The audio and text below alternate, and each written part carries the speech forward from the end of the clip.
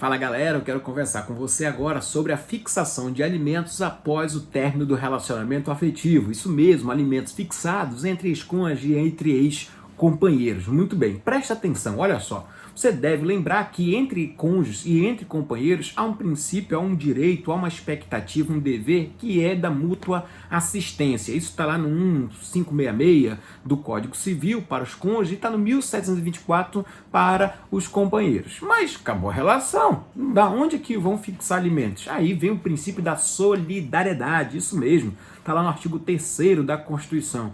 A solidariedade no direito das famílias é a mesma, né, que autoriza muitas vezes a fixação de alimentos após, olha só, encerrado o poder familiar, a função parental. Se o dever de sustento dos filhos se encerra aos 18, mas continua. Por quê? Questão de solidariedade, especialmente quando está terminando os estudos ali, isso acontece muito. Então fica ligado nessas questões. Agora bora falar um pouco mais sobre os alimentos aqui entre ex-cônjuges e entre ex-companheiros. E eu preferi nesse vídeo alinhavar aqui com vocês alguns requisitos e algumas características próprias dos alimentos entre ex-cônjuges e entre ex-companheiros. Vamos para a primeira, olha só, é a característica da excepcionalidade. Excepcionalidade. Por quê? Porque olha só, alimentos após o relacionamento afetivo, gente, olha só, alimentos, percebe só, presta atenção nisso.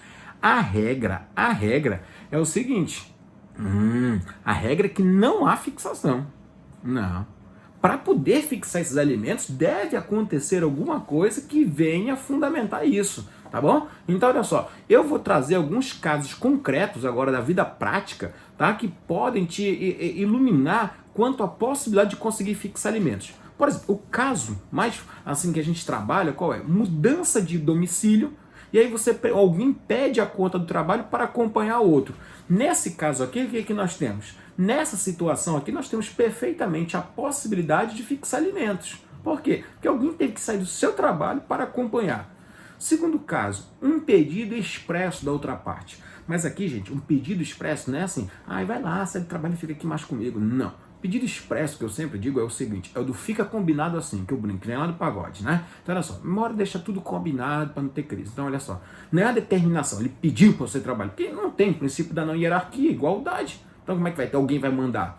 Então, isso aí. Mas, olha só, imagina que alguém combinou, vai lá, por favor, poxa, pede que eu faço isso, eu banco algo, eu pago o mestrado, eu pago a pós, eu pago isso, eu pago o carro.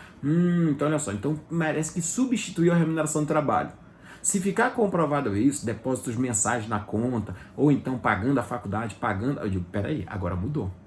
Por quê? Porque a pessoa só pediu a conta lá do trabalho, só saiu do trabalho porque teve aqui um acordo, né? Então, olha só, então, não é quando eu falo pedido expresso, não é assim, vem cá, por favor, manda um WhatsApp pedindo para sair do trabalho, não é não. É uma comprovação de um diálogo ali que fica algo combinado, um acerto entre eles.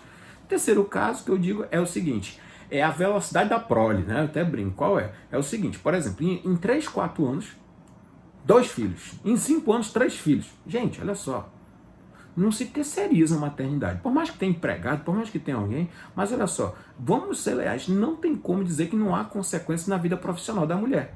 Isso eu estou agora falando com as mulheres. Então, olha só, como é que eu chegar lá e vai dizer o seguinte, não quis trabalhar porque não quis. Não, gente, 3 filhos. E em curto prazo de tempo, não tem como. Eu sugiro até, tá, lá nas minhas aulas, nas aulas práticas e etc, eu sugiro o quê? E isso a gente até desenvolve aqui no plano de parentalidade, né, que a Defensoria Pública está agora caminhando para implementar aqui no Amazonas, qual é? É desenvolver o seguinte, um pacto antinupcial. Olha, se tiver tantos filhos, alguma coisa vai ter. Porque é necessário compreender que essa velocidade da prole deve ser tido como uma responsabilidade dos dois. E isso não deve sair apenas na vida, né, na perda profissional ali, que eu digo perda profissional, mas com muita realidade, né? Desenvolvendo porque vai ter que dar atenção para a maternidade, não vai desenvolver com tanta qualidade assim a vida profissional, pelo menos naqueles primeiros meses, primeiros anos, que vai ter que dar uma atenção para o filho. Então, organizando isso, gente, o que a gente pode perceber? A regra é não ter alimentos. Terá quando? Olha só, uma situação excepcional. Mudança de trabalho, sair do trabalho, mudança de domicílio, mudança de trabalho, ou uma situação relacionada, por exemplo, como eu falei, muitos filhos em pouco tempo, e aí, poxa, não tive como trabalhar realmente, não tive. Então, olha só, então vai ter que fixar alimentos. Segunda característica, qual é? Transitoriedade. E aqui, minha gente, eu já chamo a atenção. Não confunde transitoriedade com provisoriedade. O que? Alimentos transitórios não é a mesma coisa, tá, gente, de alimentos provisórios.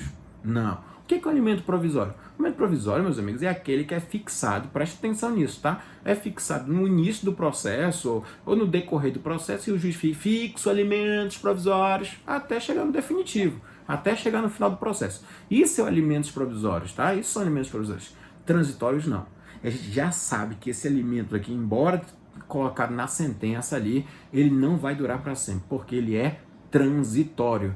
Diz o STJ que ele é fixado apenas por um período suficiente necessário para a volta do trabalho. Volta do trabalho. Inclusive, gente, ele só é fixado, tá? Se ficar comprovado a incapacidade total de trabalho no momento da separação. Não é desemprego, é incapacidade total de voltar ao mercado naquele momento.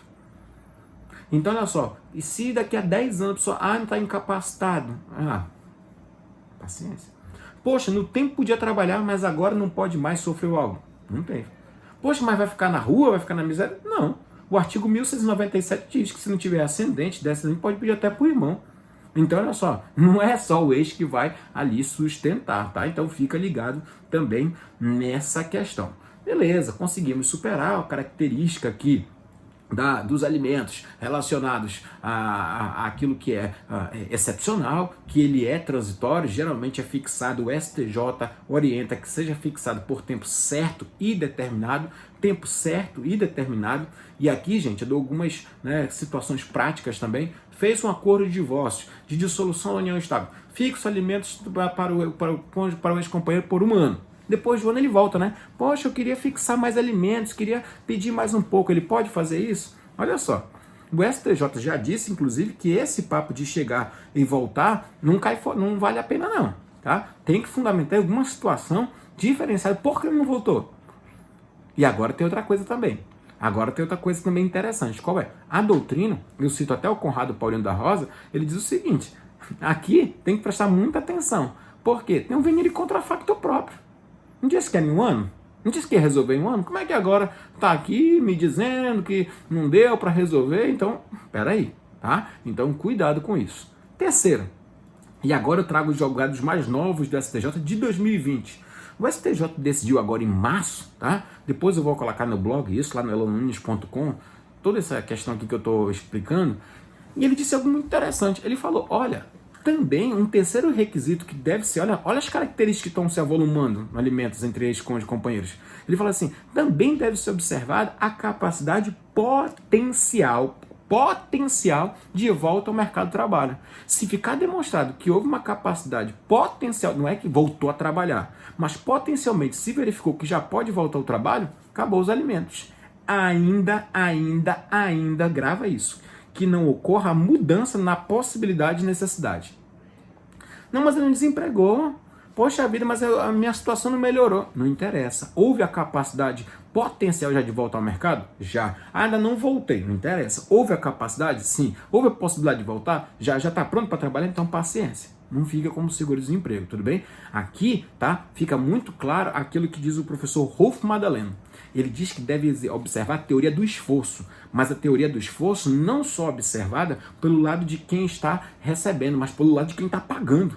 E vice-versa. Porque enquanto aqui eu estou precisando de alimento, tem alguém que está lá pagando, que poderia já viver uma nova vida, continuar a sua vida. Então tem a teoria do esforço aqui, Rolf Madaleno, não esqueçam disso. Tem que evitar o enriquecimento sem causa. E aí o final, o quarto requisito, meu tempo aqui está indo embora, é o tempo do pensionamento. Se é transitório, não pode ficar de eterno lá precisando de alimentos. Então, poxa vida, mas hoje eu estou com 2 décadas aí, 10 anos, 5 anos e agora, hoje eu não tenho mais condições de trabalhar. Meu amigo, era para ter procurado. Esse argumento o STJ negou agora, tá? Recentemente, o STJ negou o argumento da pessoa que falou assim, não, mas hoje eu não tenho mais condições de trabalhar, ele veio me pedir agora. O STJ disse, deu tempo para você procurar outra coisa, tudo bem? Então esse é um caso concreto também da teoria do esforço. Então só para a gente fechar, tá acabando aqui, olha só, esquece possibilidade e necessidade, mas olha também, olha só, vamos lá. Transitoriedade, não esquece também da possibilidade da excepcionalidade, a capacidade potencial laborativa e, para fechar, não esquece também a questão relacionada ao tempo do pensionamento.